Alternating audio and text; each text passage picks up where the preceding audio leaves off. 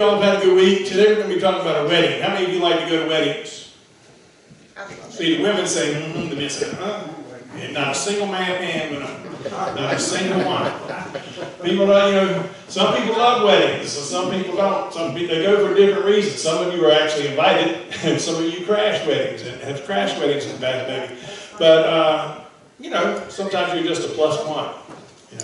That extra person gets, you don't even know who's getting married. And sometimes you actually go because you know the people and you really want to share in their moment of matrimony, right? And some people just go to gossip, right? They're going to look and they're going to go home and say, did you see that dress? Those flower, I could have done those flower arrangements much better than they had done on those tables. Have you ever known anybody like that? I can tell you, I know some people like that. but they go to see what they can pick apart. And it always brings to mind this movie Steel Magnolia. Is that the movie where Claire or Clarice says, if you can't say something nice about somebody, come sit next to me. It's one of those things where we're just looking for something to gossip or say something about. But some people actually go to weddings because they want to, right? And they enjoy it. And some people go to see the mistakes. How many of you have been to a wedding where you saw something just won't right? I've been to weddings where the ring bearer, the little boy, sailed the pillow across the room. I've been to weddings where the flower girl took the basket of petals that she was supposed to throw all the way down the aisle and emptied them right there at the beginning and walked right down the aisle smiling and waving to everybody. It's one of those things where if you ever watched America's Funniest Videos, you can see a whole lot of things go wrong in weddings, right? That people step on dresses, people, yeah, that's not funny, but people pass out. You ever seen? They'll be saying the vows to be like, it's not the way you want to start off a wedding. But they do all kinds of crazy things, right? This happens. And the most embarrassing thing for me was at Tori's wedding. Me and my ex-wife were supposed to light one of the unity candles and the other parents did theirs. The other parents came up and they did theirs, and we came up to do ours. And after about 5 minutes trying to get this thing lit, we were able to put it together, which was kind of symbolic of our marriage, I guess, that we couldn't seem to get on the same wavelength. But we got it done. It was the longest 5 minutes of my life, I can tell you that. But weddings are special, aren't they? How many of you like to go to receptions? I see more hands going up that time. So I don't necessarily want to go to the wedding, but the receptions are always nice, right? And that's what we're going to kind of be talking about today. We have a story in the Bible where we're going to be talking about a wedding in Cana, where Jesus has been invited to, and Mary has been invited to, and they're looking for something to go wrong, right? So you think they went there looking for something to go wrong? Now, do you think something always goes wrong? How many, most of you, not the girls, have been involved in weddings or something, right? We've talked about it. We just talked about that. I'm reminded of this story about, in today's world where we have blended families, we have remarriages, and we have, things like that to deal. Who's going to sit with who, right? And remarriages, and who's going to be comfortable sitting at the same table, and those type of things. And I'm reminded of a story of a mother and her daughter had gone and picked out the perfect dress for her wedding. The mom was really going to look good. Now the father had left the mother for a younger woman, much younger woman.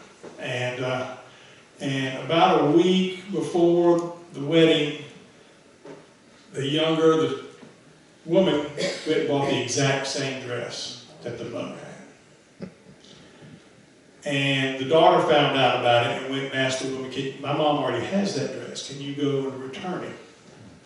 Can you go return yours and get a different dress? So my mom really would like to wear that dress for the wedding. And the young lady said, no, I like this dress. It looks good on me, and I'm wearing it. So whatever your mom does is up to her. So she went back and she told her mom. But the young lady said no, she wouldn't, no way she'd change. And mom said, that's okay, not a problem, not a problem. We'll go out and we'll pick another dress. And they went out and picked up another dress that was equally as nice and bought that one for the wedding. And then they went to have lunch. And they were talking, and the daughter said, you know, when are you going to return your other dress?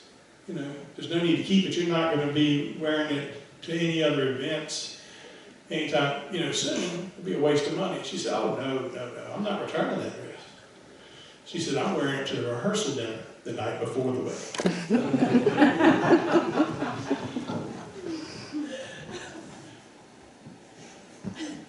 Something always goes wrong.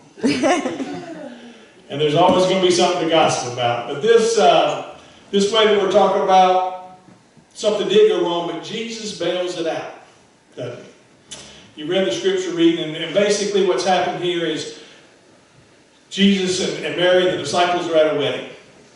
And Mary must have known them because she either helped with the arrangements or had some authority in that house because she told the servants what to do. You know, when it comes time, and which we'll talk about a little bit later, she had some authority there. And a wedding in those times was a big deal.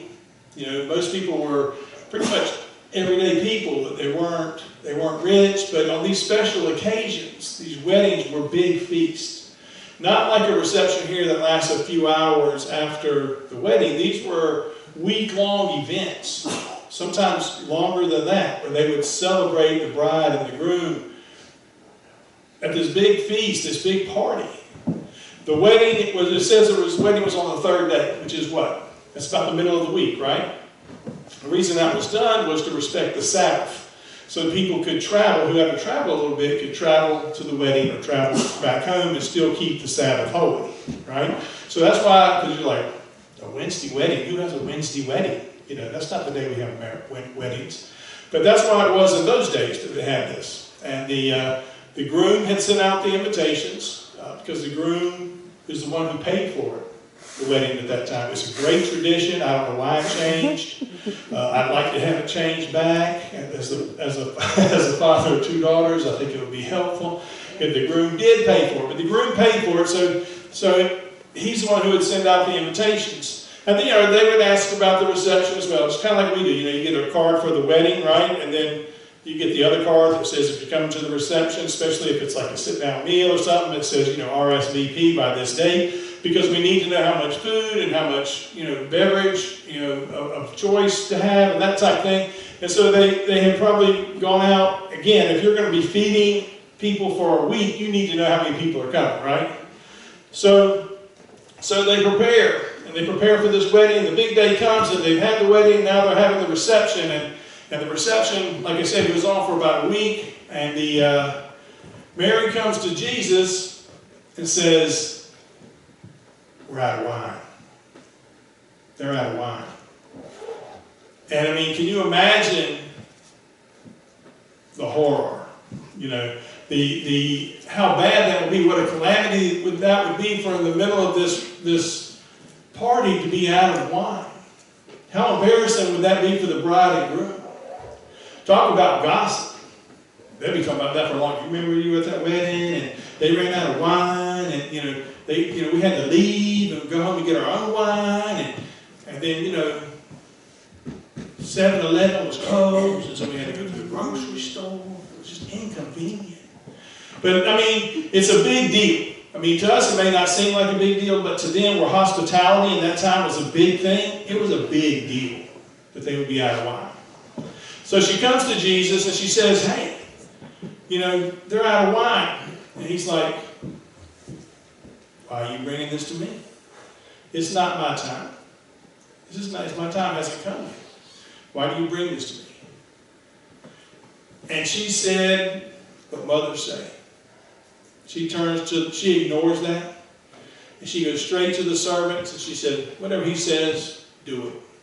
And she walks away. That's a pretty big thing, isn't it? She didn't know how he was going to fix it. She didn't know what he was going to do.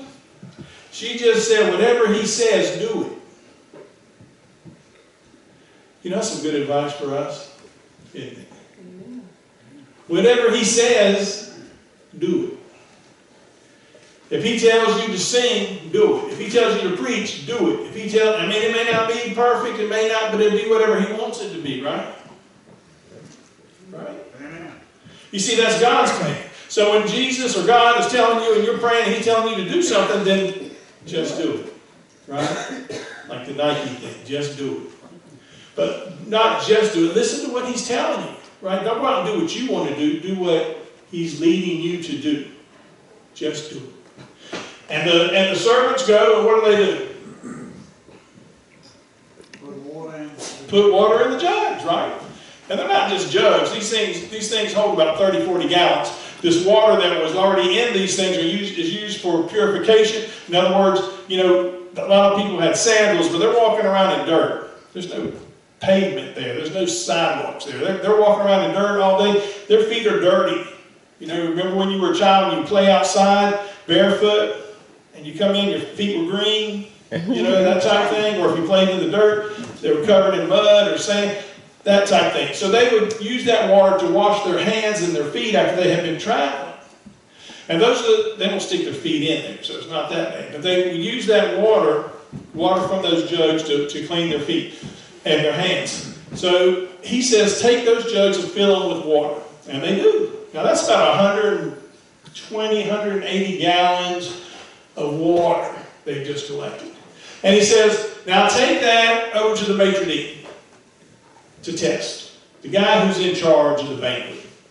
And see what he says. Now, you know, if I'm one of those servants, you know, I know Mary said, do what he says. But when I just fill it up with water and he says, take that to the maitre d', you know, first thing comes to mind is Arnold from Different Strokes. Oh, what are you talking about? You know, it's water. I'm not taking that to the maitre d'. That would be my response to like, I'm good with it. This makes no sense at all. Have you ever had God ask you to do something that didn't make any sense at all? Yeah. But Mary said, just do it. Right?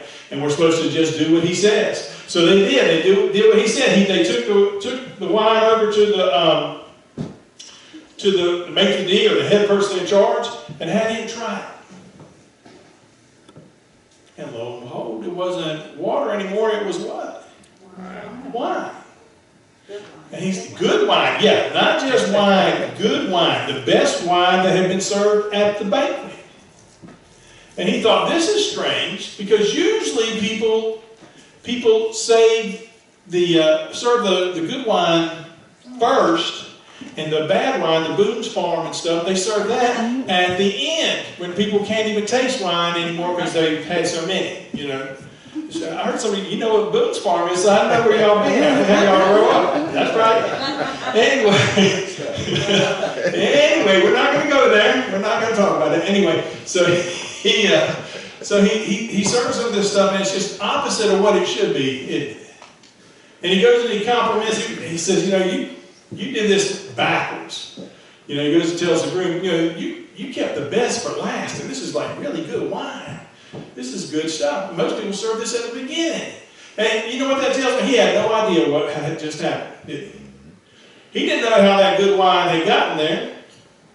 And Mary didn't know what? How Jesus was going to fix it, did she? She just knew he was going to fix it. She trusted him to fix it, right? And sometimes he fixes it and we don't even know about it, right? Yeah, because sometimes we're not looking for miracles. Sometimes we are. Sometimes we recognize that it's going to take a miracle to do whatever we need fixed. It's going to take a miracle, but a lot of times we're not even looking for miracles. I think miracles happen around us all the time in this world, and we don't even see them because we're not looking. I think God is very much active in this world. I think he resides around us, and things happen all the time that I can't explain. I know God was at work. I know God was at work. And some people say everything's a miracle, don't they? You know, everything might be a sign, but it doesn't necessarily mean it's going to be a miracle. You know, there was a story of a pastor that was had a little bit to drink, and he was driving, and he got pulled over by a police officer. And the police officers came up to the window and said, what are you drinking there, Padre? And he said, water. He said, water. And he said, you don't mind if I check that bottle of water, do you? And he said, no, go ahead. And he hands him the bottle. He sniffs it. He said, this isn't water, this is wine. With which the pastor said, he's done it again. Water into wine. But not to take away from the seriousness of this thing we call miracles or signs. You see, they're important to us. And, you know, the book of John, this is the second chapter in John. We're probably going to go pretty deep into John before it's all over with. But you should know something about John. John never puts a story in there just to have a story. It always has a reason. There's always a reason for that story. You know, last week he wanted you to know that Jesus was God, right? In the beginning was the Word was with God. And we got into that some, and this week he wants you to know something. He wants you to know that you can trust God. That you can bring him your problems, and you can leave it to him and walk away and know that he's going to solve your problems for you. You can come to God. Now, how do you come to God? Prayer. Now, a lot of people say, well, he didn't have to answer my prayer. You know, I prayed for this and it didn't happen. Now, a lot of people are confused about prayer. Prayer is not something where you go and demand something of God. It doesn't, that's magic. In case you're wondering the difference, that's called magic. Prayer is good where you go before God like a child comes to a parent and you're requesting something. Right? We're all children to God. He's the Father. We're going to go and we're going to request something. Now, do parents always give you what you want? No. Some of you have been parents, you know this, right? Sometimes you have to give them a hard no, right? Do you want to give them a hard no? No. You'd like for them to be happy, wouldn't you? You'd like for them to have their way all the time. If it was good for them, but you know it's not, right? And sometimes we just have to say no. Or sometimes we say, what? Maybe. Or later, right? And I think God sometimes says later. You don't need that now, but maybe down the road, eventually, I'm going to let you have that. But right now, this is what you need, right? Right? You don't give a 6-year-old a Ford Mustang, but you might give them a bicycle, right? Why? Because they don't need a Ford Mustang right now, right? You might give that to them down the road somewhere. Or you may co-sign the loan for it, or something like that. But whatever it is, you know they don't need that at age 6, do they? Right. It's not good for them, right? You don't go buy cigarettes for your 8-year-old. I hope not, anyway. But why? It's not good for them. It's not, if they said, hey, Mom, I see you going to the store, can you pick me up a pack of Marlboros? No. Yeah, no. The answer is no. And you know, and sometimes we go to God with stuff that we think we want, or we have convinced ourselves that we want, and in reality we don't want it. I think all prayers are answered, as my friend Tom Brown says, immediately, eventually, or eternally. And sometimes we don't like that. We want it now. Actually, we want it 5 minutes ago. We're in it for immediate gratification. And what you got to realize is God doesn't work that way. Prayer is a communication. Pam mentioned something earlier. A lot of people go in prayer and say, you know, if this is your, Lord, I'd like for you to do this, but if this isn't your will, then you know, whatever your will is, I accept that. Well, it should be understood that whatever God's will is, you accept that. That should really be understood. You recognize, because you're going to God in prayer, that God's in charge, right? Can we agree on that? If we're going to God in prayer, there's no reason to go to to somebody in prayer who's not in charge, right? Amen. Amen. That'd be like going to the person in housekeeping and say, can you sign this payroll check for me? Worthless, right? His signature's not going to do you any good. Not that the person is worthless, but he's not in the position to sign those checks. You see what I'm saying? And but what we got to realize is that we need to go boldly. Pam talked about that. We need to go boldly to God and say what we want. Say what's on our heart.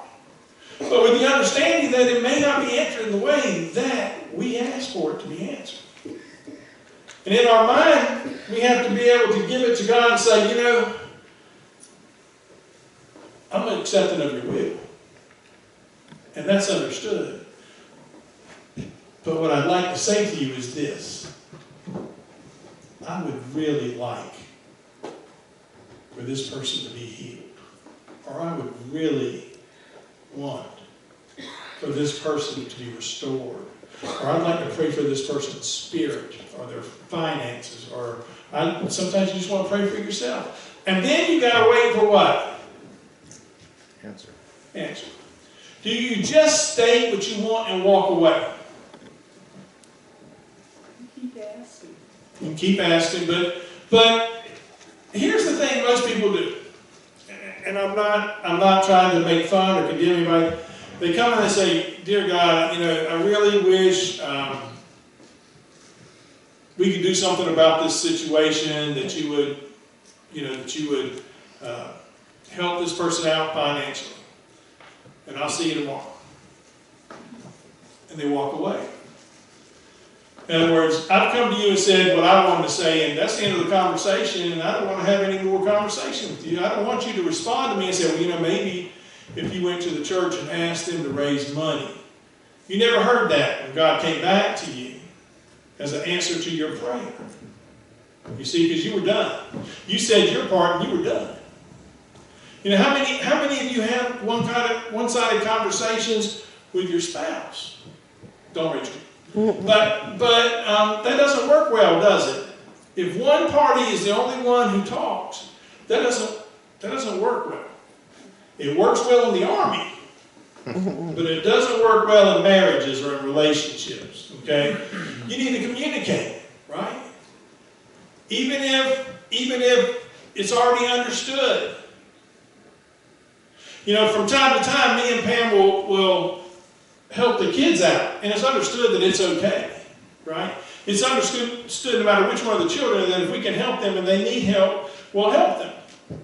Because they're all out there adulting, and they're doing a good job adulting, but sometimes, as you know, growing up, and you can remember back, everybody needs a little hand sometimes. And so, it's understood, but we always come to each other and communicate. You know, so-and-so needs this, and okay. You know, it's understood it's okay. We don't care, we've never cared. But still, it's what? Communicating, right? And we have to go to God, and we have to go to God boldly. And then we need to listen, and the last thing we need to do is what Mary told the servants, which is what? Do whatever he says. Do whatever he says. Do whatever he says. Do whatever he says if it's uncomfortable. Do whatever he says if it makes no sense whatsoever. God's told me to do things, and I'm like, what? I mean, you got the wrong guy, because that's not me. I don't do that. That's uncomfortable. That's not what I want to do. You know, I don't like public speaking. What do you mean you want me to be a pastor? That's not my thing. You know, I'm a behind the scenes kind of guy. You know? He didn't want me behind the scenes. This is where he wanted me. And here I am.